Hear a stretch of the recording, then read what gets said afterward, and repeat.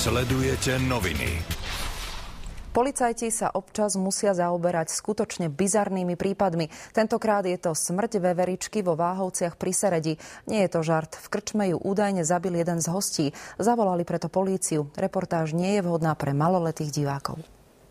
Veveričku našli Váhovčania pred miestnym pohostinstvom. Všetci svorne tvrdia, že ju niekto zavraždil. V dedine včera popoludní prebiehali dozvuky víkendových hodov. Podľa toho to tam aj vyzeralo. Zo štamgastov sa v jednom okamihu stali zanietení ochrancovia prírody. To zvieratko vyskočilo na stôl a on ho zabil s bicyklom, bo tam mal opretý bicykel. Miestni hovoria o jednom z krčmových zákazníkov, ktorý takto zvieratku ublížil. V jednej chvíli sa vraj nezmohli ani na slovo. To zvieratko tak krásne kúkalo na mňa. Mne bolo strašne ľúto a plakali sme všetci. Muži z krčmy tvrdili, že veveričky sa im usídlili na nedalekom ihrisku a spríjemňovali im pobyt v krčme.